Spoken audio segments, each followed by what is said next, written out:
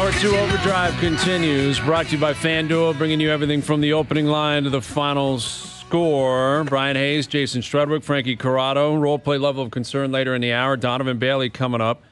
Man that needs no introduction, especially during the summer games. Oh, yeah. I mean, there's nothing better than that beautiful night in Atlanta back in 96. What a scene, Strud. I'm sure you were watching. I remember where I was when I saw it. It was unbelievable. So good. He's such a good Canadian athlete, an ambassador for the sport. And, you know, he brought, I feel, that's the first athlete I can remember with a little bit of cockiness or arrogance. We didn't see that from a lot of Canadian athletes, or at least not that I remember until that point with him. Absolutely. He owned it, man. And that's the nature of that sport. Like, you really, Sure. it is a psychological slant. Like, you got to be thinking, okay, I can beat these guys because they can throw punches too. And, you know, he was going at it with fellow competitors. Michael Johnson was talking smack. NBC was like, well, if you stop the tape and Michael Johnson's making the turn, he actually is faster, which is the dumbest thing ever produced on television. And then obviously Bailey said, come on up. I'll take you on whenever you want. 150 meters. We'll meet in the middle. And he smoked them. Called him a chicken afterwards. It's great. So Michael good. Johnson still I don't think loves Donovan Bailey for that, and I don't think Donovan cares at all, nor should he. So Donovan's coming up here in a minute. Another great Canadian athlete we mentioned last hour, Sidney Crosby, turning 37 today. So happy birthday to Sid. 37 years old for Sid. It's crazy to think, Struddy, like, do you remember playing against Sid when he was just Sid the Kid, like his first year in the league? Like, what was that? Like, you must have been thinking, okay, what's all the hype about here? Like, let's see what he's got. I don't know. So much. Everyone is pumped up. Him and Ovi, right? Him and Ovi. And we'd had the lockout and all. It was just a disaster. And these guys are going to rescue us. And you're like, okay, well, how good can they be? It took me about, half a second through warm-up to look over and see these guys and be like, okay, he's going to be really good. And I remember the first time Sid came down on me, it was funny. His feet never stopped moving. He was just attacking and down low. He was a beast on the puck. And you think you're going to toss this little guy around. I had nothing but instant respect for both him and Ovi. But Sid has been so great for so long. Just a little bit of stretch of injuries with the concussions, but he's been so steady for so long and such a master of his craft. Like, he is so good. I can't believe he's 37. Don't lie. Like, did you try and get a little lumber on him? Were you like, I'm gonna, once I get him into close corners here, I'm gonna get a little lumber on the kid and I'll slow him right down. Were you thinking that? I always felt I could break up cycles, right? Or guys are going back and forth. And I remember with Sid, it was not happening. He was just too strong and fast, right? It wasn't happening. And I'm not gonna lie, I didn't have a lot of shifts after that against Sid. Yeah. But crazy how he was so strong. Even at he would have been, I guess, 18 or 19. Yeah, it would have been, I guess he was 18, because he got drafted in 05, and then I think he stepped right in. But, yeah, that's the beauty of him, is that it's not flashy necessarily. Like, it's not that he didn't have real plays throughout his career, and will continue to, because I think he's going to play for a number of years. But it was just the constant attack, man. Whenever he was on the ice, if he was humming and he was in the mood, it was like he was a one-man cycle, and it was just constantly leaning on defenses and thinking above and beyond anything that anyone could throw at him. And we're all waiting to see if he's going to get that extension this summer. How quickly is he to sign it? How quickly is Dubas to offer it? I can't imagine Dubas wouldn't. I think we all know he will. It's a matter of what that number looks like and how it all plays out. So more on Sid and the Pens a little bit later this afternoon. But again, the Olympic Games, I guess we're kind of getting to the finish line here, right? Like, we're into the second week here, and the production's been great. The Canadian content's been outstanding. I think we all loved what we saw at a summer McIntosh. We've seen some great stuff in terms of track and field. And joining us here on the Maple Toyota Hotline is, again, a man, as we said to start the hour, needs no introduction. Here is a Canadian track and field legend. You see him on CBC a lot these days. Here's Donovan Bailey back on Overdrive. How you doing, Donovan? I'm good, man. What's up, fellas? How you guys doing? We're doing well. I mean, you guys are doing a great job. Are you enjoying these games? What do you make of our Canadians and how they're doing so far? Oh man, you know what? There's some incredible new stars introducing themselves to the world through the Olympic platform. We got on the track side, we got a couple of guys having having a tough go at it. But all in all, like you had said in the opening, there's amazing content, man. There's some, the crew here at CBC is doing a great job, and all in all, there's some really, really good performances that are happening. Yeah, and that's what you expect every 4 years, right? You get here and you look for new stars, you look for different events that maybe you weren't necessarily paying attention to, and you also look for, these stars, the guys or the girls who have been dominant for a long time, and Andre De Grasse would certainly apply there, and this is his third Olympic Games. He's been a great champion and a great Olympian. He failed to reach the final in the 200 meter, failed to reach it in the 100. He's been fighting some injuries over time. I don't know if this is it. I hope he makes it to LA in 4 years. But how would you kind of break down his career? 2 champions, yourself and De Grasse. When you consider what he's done throughout his career, how would you describe it maybe to someone that has never seen him run? Well, I mean, he's definitely, in his 160-pound body, 150-pound body, he's dug in there and pulled out as much as possible. I think that, whether it goes to LA, that's totally up to Andre, not up to any of us. Yep. But yeah, I'm telling you, man, he's like you said, I mean, it's, out of his career, he's certainly got a few medals. I mean, I'm sure he'd want more goals and probably, would try to get to be a world record holder or be number 1 in the world like I did. But man, he's been great. He's just been a great kid, a great Canadian, a great example. So for me, I'm looking forward to see what, the team that Glenn Roy kind of puts on the track tomorrow for the relay. Mm-hmm. Hopefully those guys, experience will matter and they'll eke out a couple of some advantage anyways because they know each other. But the relay, I'm hoping that they make it to the podium at least. How hard would it be for De Grasse, getting a little bit older now, battling some injuries, and now these young guys are coming up and they just have, a little more juice than you. How hard is it for him to compete with that?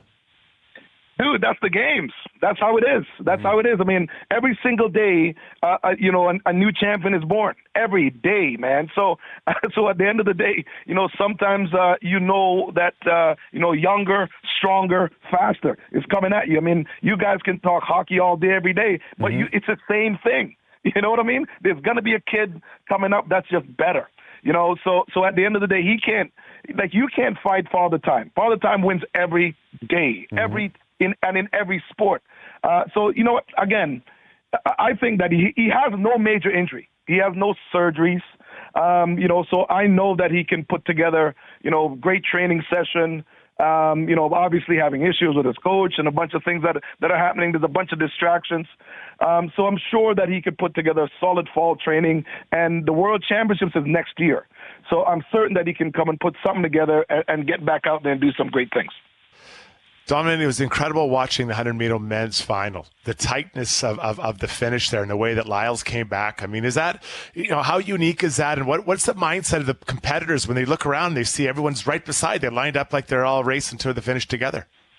That's why the 100 meters is the most difficult and the most technical race in sport, because that's exactly that. The difference between first place and fifth place, maybe even like seventh place, was experience versus youth. That's all it was. I mean, Noah Lyles should have never won that ever. I mean, I'm just talking about the power distribution of the two Jamaicans. You got Tobogo, you got Marcel Jacobs from Italy. I'm saying Fred Curley. My God, man! I mean, the power speed guys are in that race. It is what it is. So all of these, there's a lot of guys that I can assess each of their race, but there's a lot of panic that happened between 70 meters and 99 meters.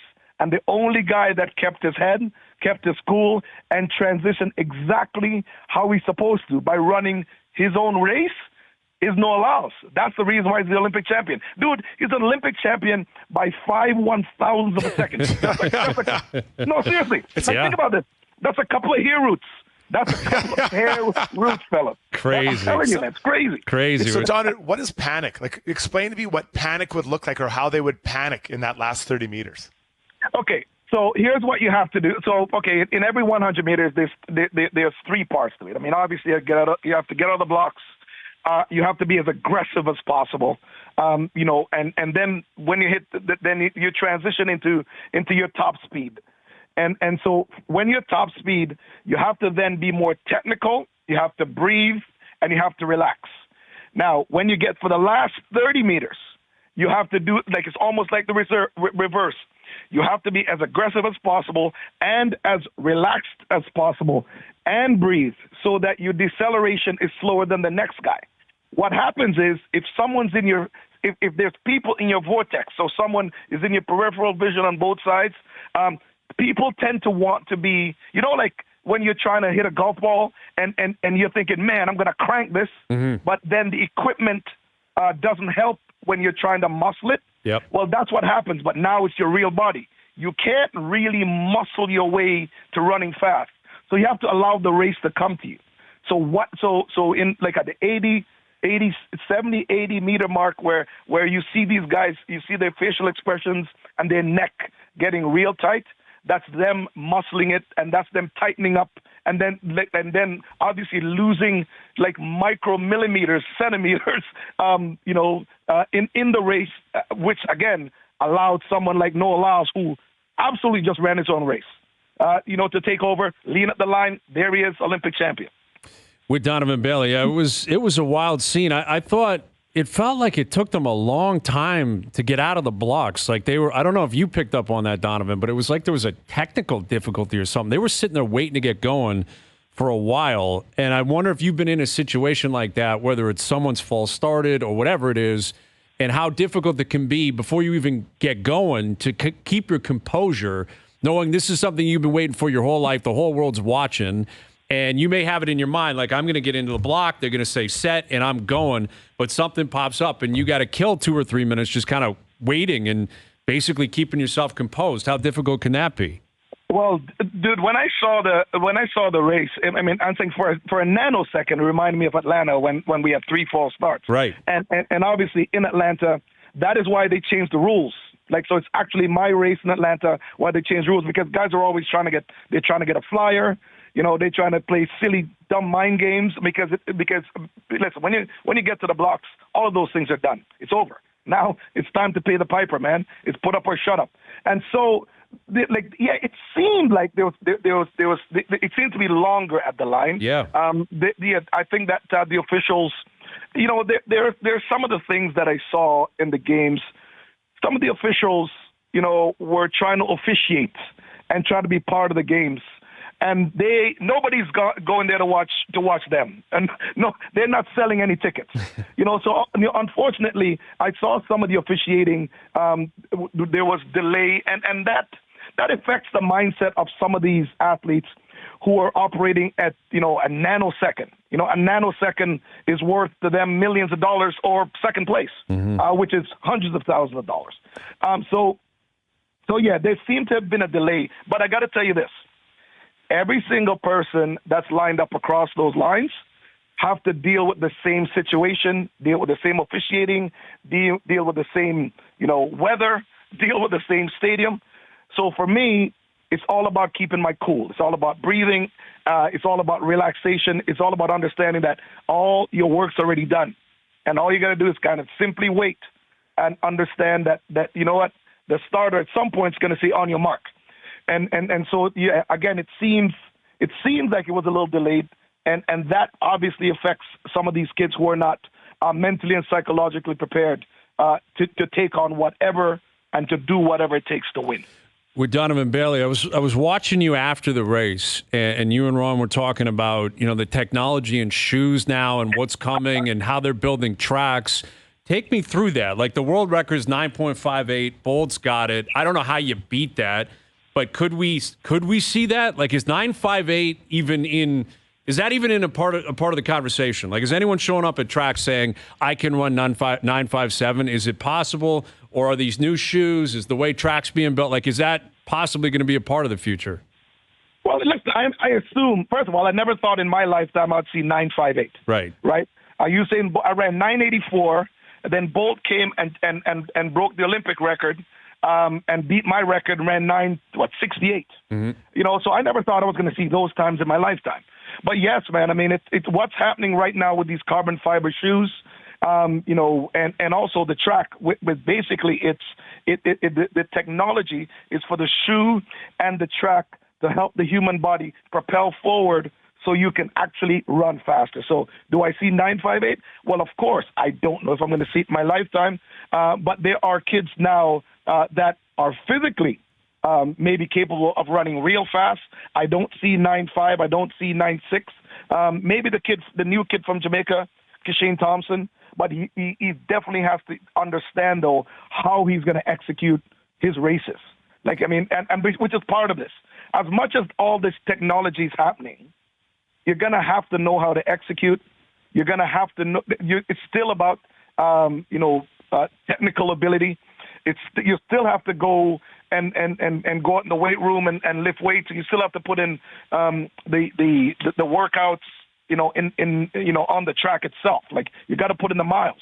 But yeah, I believe the short answer to your question is that the technology that exists now is crazy. We're actually going to do a segment, I'm certain, in the next couple of days, because what I do have is my 1996 spikes. And then I have the super spikes that are available that these kids are wearing today. And, man, the technology, it's absolutely different. I mean, there's so much that the track and the shoe is giving you. And basically, we were running in socks. It's crazy when you're comparing. So what do you think you would have run in 96 with today's technology? So two things. And I get asked that question quite a bit. And what I can tell you is what Dan Paff, my coach, said. So he expected me to run in 1996 had I come out of the blocks. He thought I'd run somewhere between 961 and 970. That's what he expected in the old shoe, right? So Dan is saying, and again, this is not me. Dan is saying that with my power distribution and also my vertical and a lot of the things that happen, my squats, a lot of that, and also my top speed at 44 kilometers an hour. Like he'd say, anywhere between 9.4 and 9.5. That's what he said. Ooh, that is wild. Like the technology is obviously one thing, and that's going to help. But Donovan, how much of it is in that situation? You're almost naive to the situation. You're not intimidated. Like, how hard is that to go into that where, there's all the greatest runners in the world right around you, and you need to be the alpha dog. You need to be the one in that situation who says, I'm better than all you guys. And meanwhile, it's, 1/1000th of a second that really is separating you guys. Like, how difficult is it to get yourself in that mindset? What's really funny? It's for me, like you're asking me this question. It wasn't that difficult. I mean, I was probably the most comfortable in those stressful situations because I knew that I had prepared myself. I'd put the work in. My coach was the best coach. My physio was the best physio. So really, everything was left up to me. And so if I'm in the middle of the run, I know that I have 1/1000th of 1 second to make a mistake, correct it, and move on. And so, and when you're with the very best people, you don't even have that. So your idea is I have to go out and run the perfect race, right? And so not only are you telling yourself that, but you have to react that way, and you have to be that way physically. So for me, it wasn't. I ran better under under the lights. I ran better when I'm completely focused on the race itself and in pressure situation. But a lot of these kids, as you see now, like I said, we watched this run and I'm like, oh my God, this is crazy. Last place. Imagine this. Last place in the 100 meters this year was 9.93. Last place. Mm-hmm. That is crazy. Yeah. That is. So again, if you're talking about how the shoes are coming along, then yeah, I mean, you've got 9.7, 9.7, 9.8, 9.8, 9.8. Oh my God, man, crazy. Everyone's flying. Crazy the stuff that's going on now. Everyone's flying. Like I heard you say it. Like if everyone in the final is going to finish under 10. Like you have to. Absolutely. If you want to compete. It's going to happen, and that's exactly what took place. Well, ultimately, what's going on now? I mean, we have to see how this is going to go because in order for you to make it to the Olympic finals, you have to run you have to run now. You're going to have to run, you got 9.95. Yeah. And that's just to make it to the finals, especially with all the technology. Crazy, man. Well, it's been a great run so far. There's still a number of days, and you guys are crushing it as always. So we appreciate you finding some time. I know it's a busy time of year for you, Donovan. So thank you for doing this. Hey, thanks for having me, fellas. Man, take care. You got it. Go Canada. Go Canada. There's Donovan Bailey joining us here on the Maple Toyota Hotline. Check out Maple Toyota's huge truck and SUV lineup, including Tundra, 4Runner, Highlander, and Grand Highlander in stock and ready to deliver. Visit mapletoyota.com. YouTube, you get into like rabbit holes and stuff. You see stuff online. Like the Donovan Bailey 100 meter in 96 pops up on the algorithm like all the time. But whenever the summer games come around, it must add a couple 100,000 views. Oh, for sure. Like, right? Because you see them and they show it. Like they're going to show it on CBC. Like for me, I would say like the two moments that stick out more than anything in terms of the Olympic Games in my lifetime, I would exclude Ben Johnson. I was too young. But in the 80s, I mean, obviously that was just a massive story. But it's Bailey in 96, and it's probably Canada winning in 02, I would guess, like the hockey team. I would say from the summer games, undoubtedly it's Bailey in 96. I think 02 probably rings out more than 2010, although 10 was big because it was Sid and it was at home. It was in Vancouver. But Canada, U.S. 02 in Salt Lake, first time they won a gold in forever. We know what happened in 98, the redemption story. I'd probably go Donovan Bailey and Canada winning gold in 02 in Salt Lake. Like those are the two biggest moments for me, and I bet you I can speak for a lot of Canadians. Yeah, I think you throw in Soleil Pelche, the gold medal scandal in the doubles. Yep. For sure, those three. And I was old enough. I was 13 when Ben Johnson won it. It was such a great moment. Then just the crushing reality of what happened. I was rattled. And then now Donovan comes up, and I love Donovan Bailey because I think I believe he thinks he's still the fastest man on the planet. Yes. And I love that. Yes. I love that. Just like the heavyweight champion of the world thinks he is the toughest person on the planet right now. Like I honestly think Donovan, if he was like 15 years or 20 years younger, he'd be like, I'd beat all these guys. I could beat him in my sock shoes, right? Like I love that about him. Good. I love talking to him. I love hearing he talks and he's like, well, I did like this or I did this. And I love that about him because he's the first Canadian athlete I remember acting like this. And I know it happened in the Summit Series with Esposito.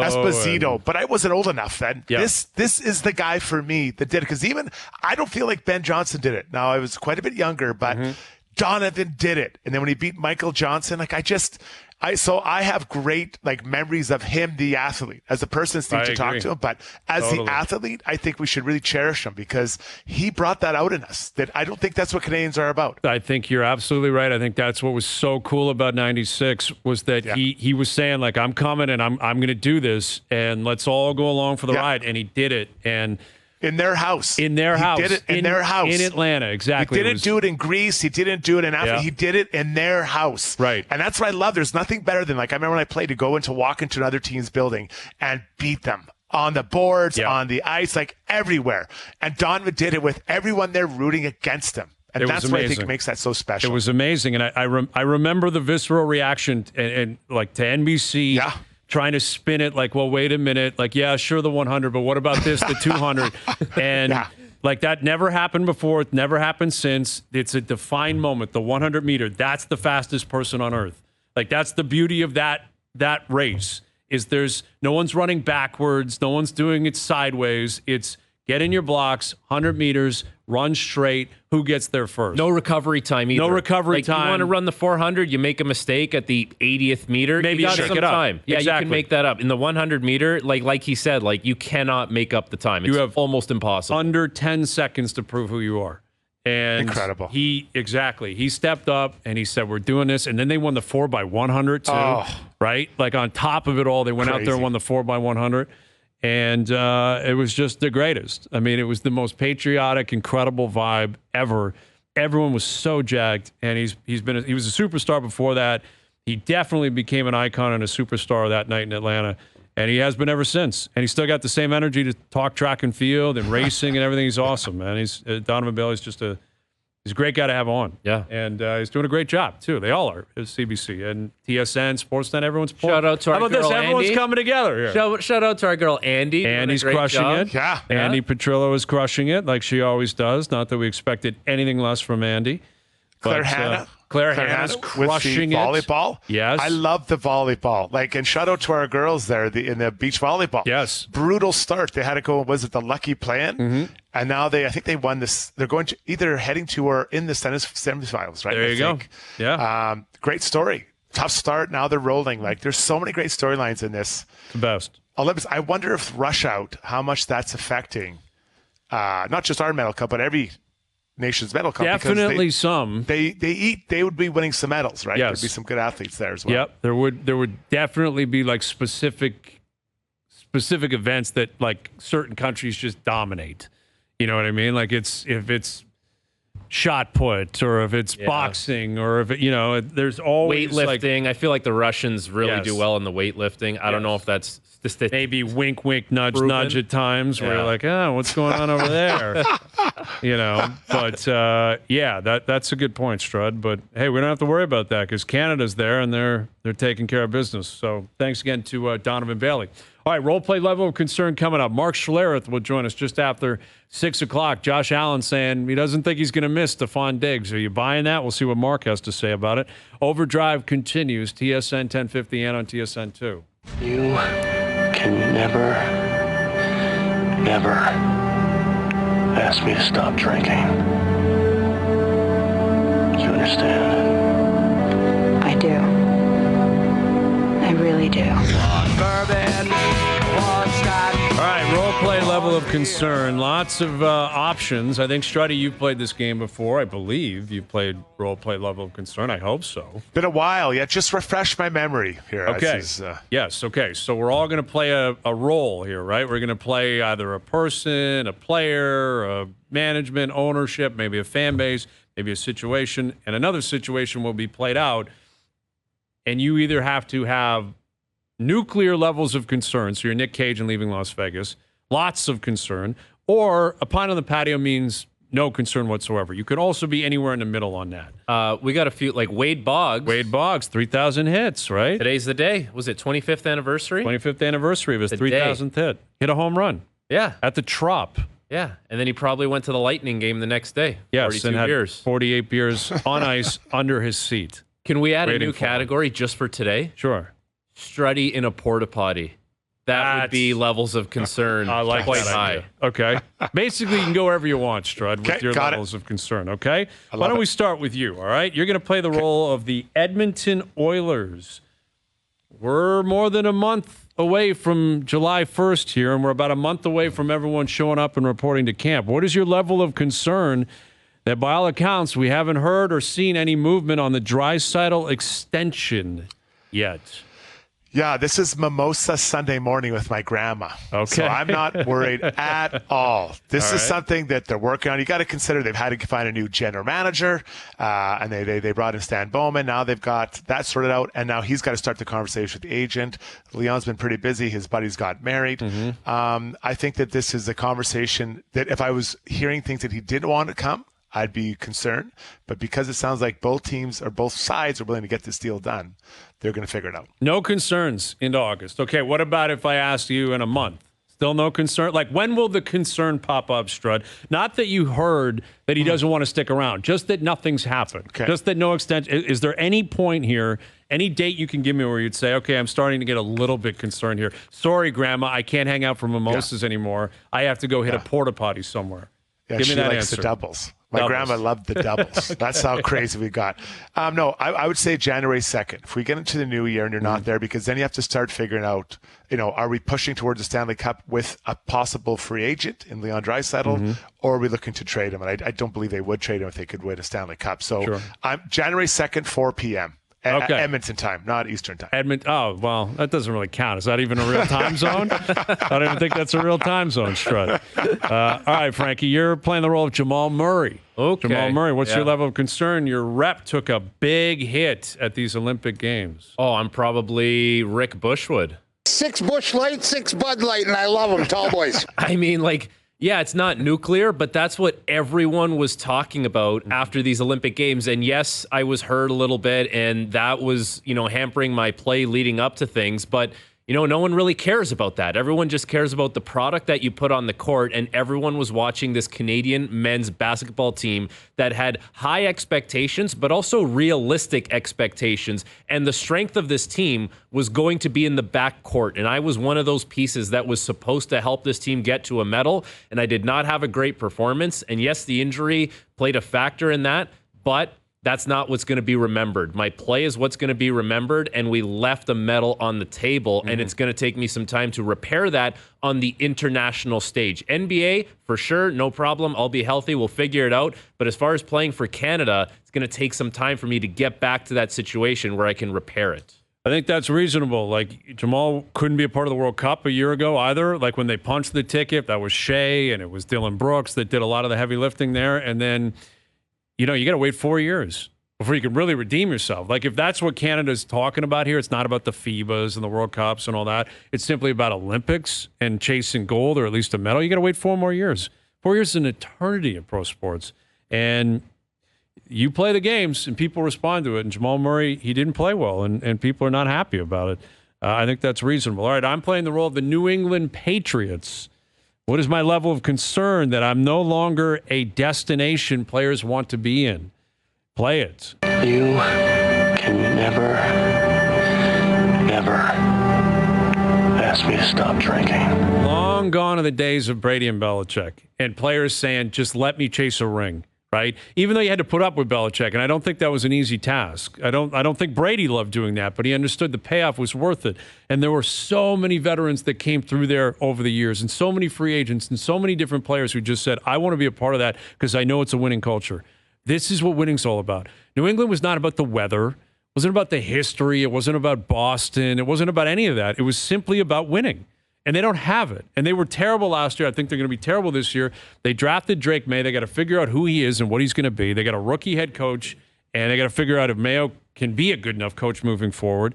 And this Brandon Ayuk story, it's been outed that by all accounts, New England was willing to trade for him, willing to pay his price, and he had no interest in doing it. Doesn't want to be there.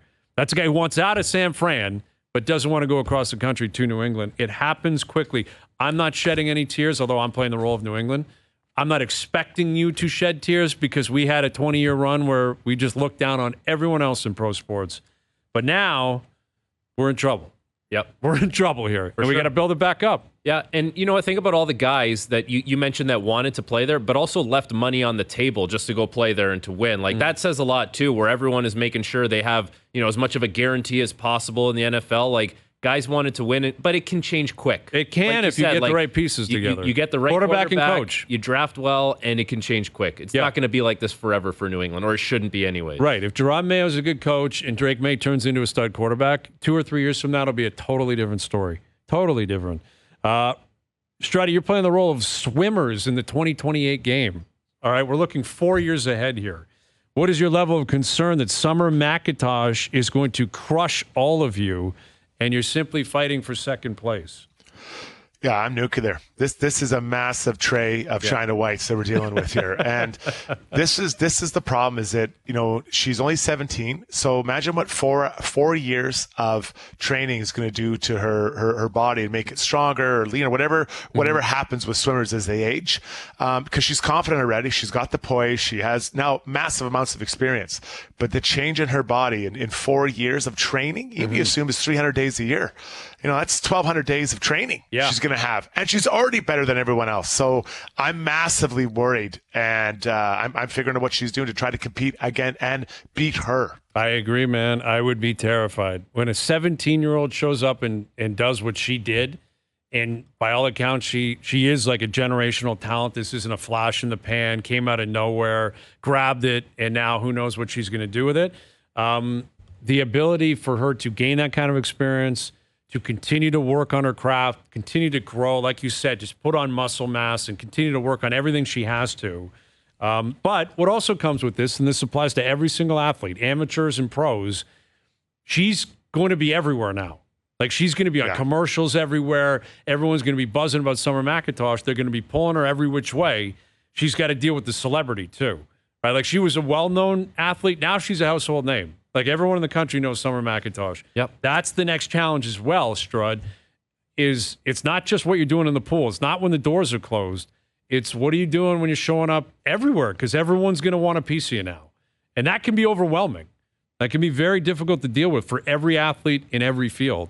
And she has parents who are athletes. I think I get the impression like she's in a really good place in terms of the people that she's working with, where she's working, where she's swimming, who she's dealing with on a daily basis. But she's a household name now. Like, she's a rock star. You also got to realize, like, that's the moneymaker, right? The gravy train is going now. So you're going to cash in on all these things, and you can almost, like, compartmentalize, put it to the side, and, okay, that's for income, that's for money, that's over there. You know, everything else that's, you know, I guess swimming business related is separate. Yes. I don't know if you can do that, but in theory, it makes sense. Well, and you just get bigger and bigger with every games if you continue to get, like, look at Usain Bolt, look at Michael Phelps, look at Simone Biles. Like, if you can double down and triple down, like, there's no reason she isn't swimming in 30-32 as a dominant performer. Crazy. Like 30-32. What you have to look at, I think you look at the next 4-year cycle and what does it look like, right? And you pencil out what everything has to be, you know, the meets, the workouts, the training, all that stuff. And then you inject all that other stuff and figure out how it fits. So I'm sure she's got a team around her that's going to kind of lay out a plan, because 4 years for someone like her will be flying by. Plus, she's at a pretty cool age. Like, I remember being 17. It was pretty fun being 17. Yep, it sure was. That's another good point. Like, don't follow our path. Follow your own path. Do your own thing, Summer. Don't start your own casino, basically. Yeah, I strongly suggest against starting your own casino. Strongly. Take my word for it.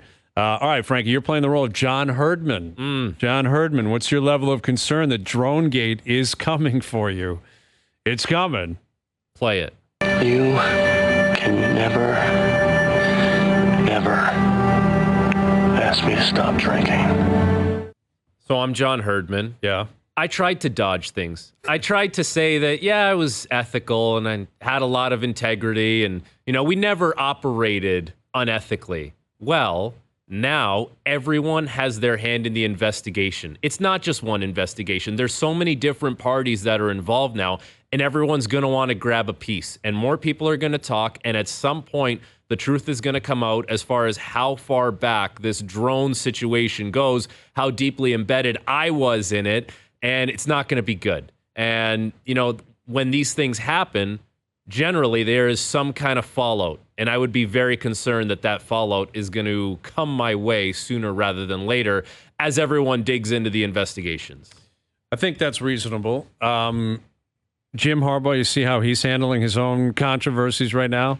Yeah. The new head coach of the Chargers, I guess the NCAA, you know, they levied some penalties today. He's got, a 1-year suspension, but he's not in the NCAA anymore. And I think basically what this is saying is he's never going to go back.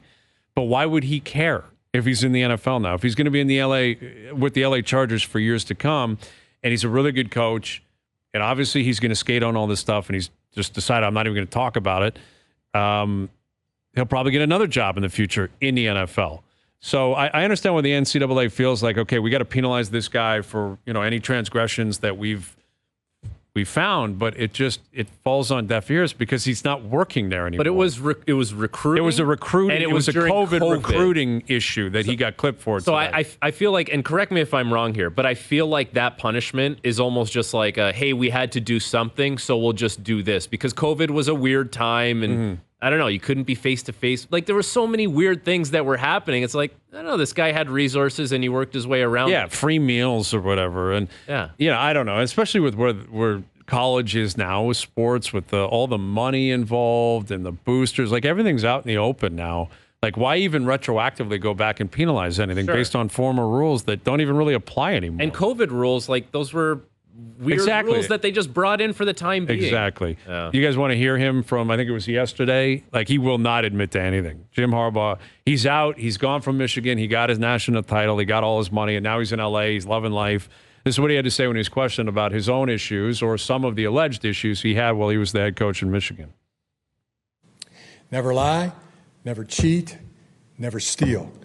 I was raised with that lesson. I have raised my family on that lesson. I have preached that lesson to the teams that I've coached. No one's perfect. If you stumble, you apologize, and you make it right. Today, I do not apologize. I did not participate, was not aware, nor complicit in those said allegations. So for me, it's back to work and attacking with an enthusiasm unknown to mankind. That last comment seems unnecessary. I do not apologize. Like, that's such a strong statement. I love it. I don't apologize. That's like the Conor McGregor clip. Remember after he's like, everyone, I was harsh on everyone. I don't apologize for nothing. And then he starts yelling with Rogan. That's basically what he just did. Took a page out of McGregor's book saying, I don't lie, I don't steal, I don't cheat, I don't apologize. So I'm more enthusiastic than you are. Peace. Yeah. Mic drop. Respect it. And if you're a Chargers fan, again, this is the thing about, it's like when George Springer came up here. Like, Blue Jay fans were like, we don't care anymore about the Houston thing because he's here now, right? Like the whole cheating and the 17 World Series, what do we care? No one held He's your guy. Yeah, exactly. Like, no one held George Springer to account for what that team did, and he was a part of that team. And it's the same thing, I would guess, if you're a Charger fan. What do you care about what he did or didn't do in Michigan? Like, He's your just want guy more now. than 5 he's wins your guy this now. year. Yeah. Yeah, exactly. Yeah. Win ball games and move this program in the right direction and do what you did at Michigan and do what you did at San Francisco prior to going to Michigan, and I think Charger fans will be happy. All right. There you go. Good stuff. Role play level of concern. I like it. We didn't do the porta potty. No one had a porta potty. What about in Pitt? Are they getting any porta potty action that Sid hasn't signed the extension? Does it matter? It felt like today was the day. He's so superstitious. It's his birthday today. Yeah. Everyone around here was on watch, kind of thinking, all right, maybe something's coming here with Sid. He's got a year left on his deal. But I think they would be porta pottying it about where the team is going, right? Like that team. For sure. Would you have that team penciled in as a playoff team? No. I wouldn't. No, I'm not. Sid is. That's how Sid feels. He's He would. nervous about Yes, that team. for sure. Where are we going? What are we going to do? How are we going to play? Like, it's so hard. Should he play it out there, or should he go somewhere he can continue to have some success? That's a hard question for him. But if he signs, I guess he answers the question, right? Yeah, I think he's going to play for a long time. Like, he's just turned 37, so he's got year 37 on his deal. I think I could see him signing a 3-year deal, 38, 39, 40 in Pitt. But the way this guy still works out, the way this guy applies his craft, he's still great at the age of 37. If he I think I could see him playing until he's 42, 43, 44. Like, if they're not winning, do you think he enjoys it though? Well, Like, he's why would used he to enjoy winning. it the last 2 years? Why would he sign there, Strud? Like, this team's not going anywhere in Pittsburgh. How agree. could you I possibly agree. sit him down if you're Dubas and company, look him in the face and say, I promise you I can make this a championship contender again? How can you do that with Malkin there and Letang there and Carlson there? And You can't. You're just banking on the fact that Sid wants to be a Penguin for life and he wants to play his whole career there. And he's not interested in going around chasing a cup because you're right. Like, I don't know how you can convince him that the team is going to be a championship caliber team. I don't see it. I don't either. I don't think it's going to happen. But it's his career, and if he wants to retire there and he wants to just be a Penn his whole career, he obviously has earned that right. And he can could do be, whatever he wants. He could be like, remember when Nick Lidstrom retired? Like, he probably could have played, 2-3 more years and no one would have batted an eye. Like, he kind of retired still as one of the better defensemen in the NHL. Like, Sid could very well do that. He could very well say, I'm 40, I could probably play a couple more years and still be a 70, 80 point guy, but I'm good. I'm all right. But I think at that level, like, he doesn't need the money, right? He's already, his legacy is solidified. So what does he want? And I think those guys, they play to win at that point. You're trying to win. So if you're not winning, is he enjoying it? And then does it make him quit, playing sooner or later? I worry about what it looks like here for Sid and the Pens in the next, 3-4 I do too, years. man. Not a lot of confidence, you'd say? Not a lot. Not much confidence at all. Shouldn't be. All right, Mark Schlereth coming up in about 15 minutes. Overdrive continues. TSN 1050 and on TSN 2. All right, we'll get to our best bets brought to you by FanDuel later this afternoon.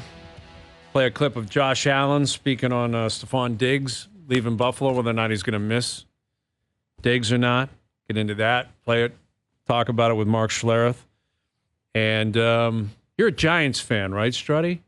Yeah, not a good time. I'm very nervous. But that's porta potty worthy nerves I have about that. That should be. Yeah, Daniel Jones, man, I'm not buying it. I'm just not buying it. Saquon not around anymore. It's not good. It's rough. Yeah, to see him go to Philly, I hope he does well there. Then they got Malik Neighbors.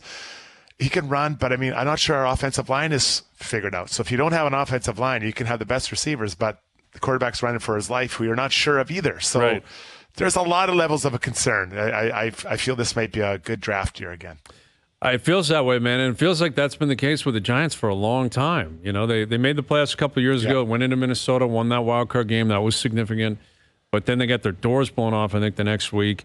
They've had injury issues. They had, was it Danny DeVito or whatever playing quarterback for them last year? Tommy DeVito. Tommy Cutlets. Tommy Cutlets. You know you got issues when Tommy Cutlets is the story of the season for you.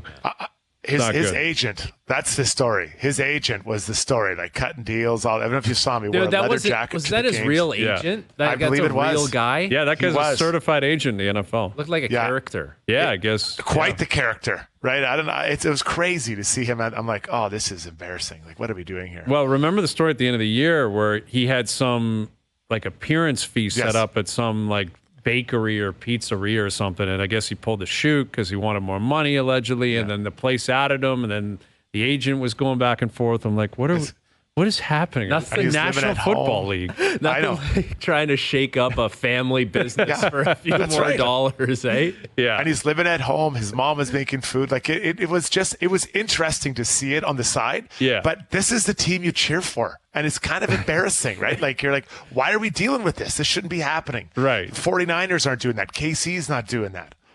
No, when the whole storyline's about your quarterback trying to get some scratch on the side, your team probably sucks, right? Yeah, like you sure. probably stink, and you're probably in trouble in the foreseeable future, which I think will be the case. But we'll get into that more with Mark Schlereth into the final hour. Overdrive continues, TSN 1050 and on the TSN app.